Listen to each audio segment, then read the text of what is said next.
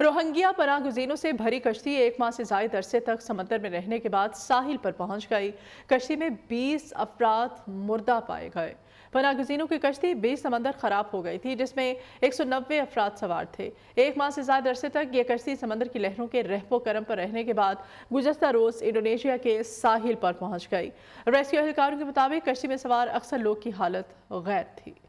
Rohingya पनाह गुज़ीरों से भरी कश्ती 1 माह से ज़ायद अरसे तक समंदर में रहने के बाद साहिल पर पहुंच गई। कश्ती में 20 अफराद मुर्दा पाए गए। पनाह गुज़ीरों की कश्ती 20 समंदर खराब हो गई थी, जिसमें 190 अफराद सवार थे। 1 माह से ज़ायद अरसे तक ये कश्ती समंदर की लहरों के रहपो करम पर रहने के बाद गुज़श्ता रोज़ इंडोनेशिया के साहिल पर पहुंच गई। रेस्क्यू एहलकारों के मुताबिक कश्ती में सवार अक्सर लोग की हालत गैर थी। रोहिंग्या पनाह गुज़ीरों से भरी कश्ती 1 माह से ज़ायद अरसे तक समंदर में रहने के बाद साहिल पर पहुंच गई। कश्ती में 20 अफराद मुर्दा पाए गए।